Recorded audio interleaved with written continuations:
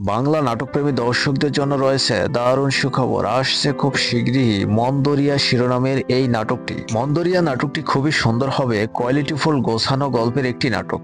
যে নাটকে একাধিক নায়িকা থাকবে জাহের আলভীর সঙ্গে।